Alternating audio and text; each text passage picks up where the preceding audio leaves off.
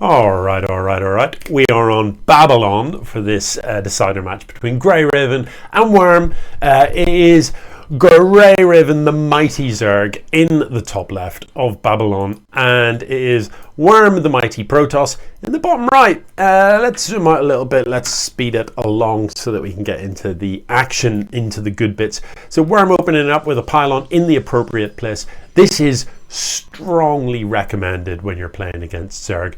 I mean, I think against Zerg in particular, it takes a bit of nerve to pylon on the low ground. I think walling off your men is the sensible option. Now, as it goes, GreyRavon is not going for some horrific 12 pull, some really early spawning pull. She's going for a very standard looking build, and this is pretty textbook. You go hatchery, you go gas, you go pull. You're at 16 workers, and the next 3 workers that come out, you rally generally directly into the gas. Literally textbook. I mean, you could be watching Cyril. That's how he would do it. That's how players do it. This, I feel like, is a slight over response to the scout-in worker.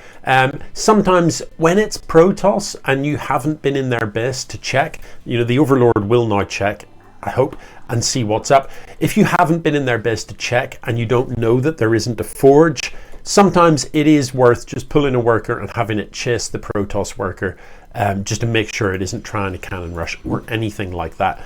Is this Stalker, this Overlord has got a long way to run, and the Stalker's going to get it. So a slightly slow response there, pulling the Overlord. I'm not sure that was the fastest path to safety. The Overlord was here. I think it might have found safety quicker going this way, and that can feel counterintuitive because you're going toward the Stalker, but the Stalker is so much quicker than the Overlord that it doesn't matter. It's about how long you can get to, you know, far enough off the land to be out of range. How quickly can you do that, rather than are you moving towards or away from the Stalker. So GreyRavon knows that there's a Stalker out. There's a couple of zealots as well, and that has been sighted. Vision wise, both players have scouted to some extent. GreyRavon yet to be inside her opponent's main base, but did hang around long enough to see the timing on the natural. Wyrm with the observer coming across the map. Now these lings are going to come up, have a quick look. I like this. That's what you do as Zerg. You send the lings in, you have a little poke, you run. Don't commit the lings. You're not going to win anything with 4 lings at the 5-minute mark. You're not, but just running up the ramp just to see what's there is all that was needed. Wyrm, I think, has accidentally F2'd the observer home. This observer shouldn't be here. It should have been on the other side of the map. I think what's happened is use of the F2 button when the lings appeared. Maybe this observer doesn't know what it's doing. Yeah, I think the observer's been F2'd again with the whole army, and so you've got to be careful of that. Blizzard actually, it used to be observers have like a sentry mode where you tap E and they go into a mode where they can't move. And they have a slightly increased vision range. The purpose of that was not originally to give them greater vision. It was so that when you F2'd your army, you didn't pull all your observers home. Yeah, I mean, like, who would go around F2 and stuff? Believe it or not, I've seen Hero accidentally F2 a warp prism, so you know, you can feel much better about it. Literally the best Protoss player in the world at present has occasionally accidentally F2'd things and pulled them home. So don't beat yourself up too badly about it, but if you can avoid using the F2 button, all the better. GreyRavon really needs to get an expo down, needs to be a little bit more aggressive about expanding. I like the creep spread. This is good. Getting creep spread out in the map as a Zerg is absolutely crucial. If you watch pro Zerg players, what they will quite often do is they will simply never fight off creep. They will spread creep so effectively, they will just not fight when they're not on creep, and it makes such a huge difference to the speed of your units. It is worthwhile to try where you can to fight on creep. So the 4th coming down for GreyRavon, but it is late, and you know, I feel like you always want to be a base ahead of your opponent, always. If you look, you know, Wyrm's got this 3rd saturated, so Wyrm's going to be looking for a 4th pretty soon. This creep spread is brilliant though. Getting towards the point where it's knocking on your opponent's door is what you want. Now, Neither player has really engaged or harassed yet, and it looks like it's going to be Wyrm is going to move out with these zealots, and this is probably just to clear up creep, and again, that is definitely something you want to be doing.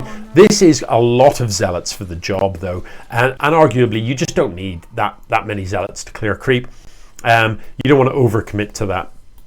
Ideally, you just want 1 or 2 zealots to run around and clear up the creep so that you can dodge about the place. I'm not sure what these Phoenix are for. 3 Phoenix, pretty weird amount of Phoenix to be floating about with. Now, it looks like there might be about to be a fight. There is an observer in the mix here, but it's got shot down. So these lurkers are invisible, and they will just put out a world of hurt. Look at how damaged all of the zealots get. But Wyrm actually deciding wisely to back up and not take the fight. I like what I'm seeing here. All too often in EMS StarCraft, I see players overcommit to a fight. They walk into a fight they're not going to win, and instead of running, they just kind of lose all their stuff. So Wyrm definitely making the right call there and backing up. Once you've lost the observer and you can't see, that is a lot of lurkers. You can't see the lurkers. They will just do so much splash damage to you. It's painful. And the zealots will die very, very quickly against that many lurkers. But hydras are pretty squishy against colossus, and there are 5 colossus here. So this fight, let's just quickly check. The army supplies are very, very close indeed. It is actually a pretty tough one to call. I still, you know, these Phoenix are great earlier in the game. This late into the game, still building Phoenix, not sure about that. Phoenix Zealot is a style. It's quite a hard one to pull off, I'll be honest with you. You see pros play Phoenix Colossus, and it's quite micro intensive. What you can do with the Phoenix, you can run in and you can lift all of the lurkers. You do need to be able to see them to do that. So you let the Colossus deal with the Hydras, the Phoenix run in and lift the lurkers. Hydras have, you know, high DPS but are squishy. So splash damage is great against Hydras. I love that there are a couple of infestors in the mix here as well. In general, I like this game. This is looking like a... They can put the lurkers and kill them without working. Yeah. These lurkers, I mean, still invisible. Are there enough observers on the map? Are there any? Are there any observers here? There are 2 observers. I'm not sure where they are. I don't know. I don't know where the observers are. Yeah. Are they still like kind of stationed up? Okay, there is one coming, and Phoenixes do come in. They get some good lifts off, but they will die so quickly to the Hydras. You can't really send the Phoenix in on their own. They need the support from the Colossus. Now the observer is here, and the lurkers are at the front, which is not where you want your lurkers to be. This fight will not go well once the lurkers go down. This many Colossus will absolutely shrek essentially infinity Hydras, but without the observers being a bit late to the party. The Colossus are weak. A dive right now could snipe all of them, and I have a feeling GreyRavon is going to do exactly that. She's going to get on top of this Colossus. This poor infestor has no idea why it's at the front of the fight. It can't shoot. Army supplies, the army supply for Wyrm has absolutely plummeted.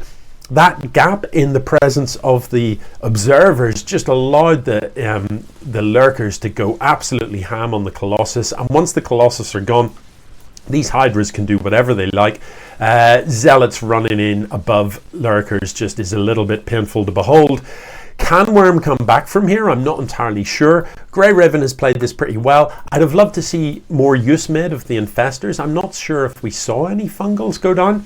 One of the things that's worth noting, I mean, GreyRavon does have plenty of overseers here, and the overseers obviously reveal the observers, but it's worth noting that so do fungals. If you drop a fungal on a cloaked unit, that unit is then revealed. So infestors can be really useful for doing that as well, and once the observers are fungaled, they can't run either. That was a good game. GG.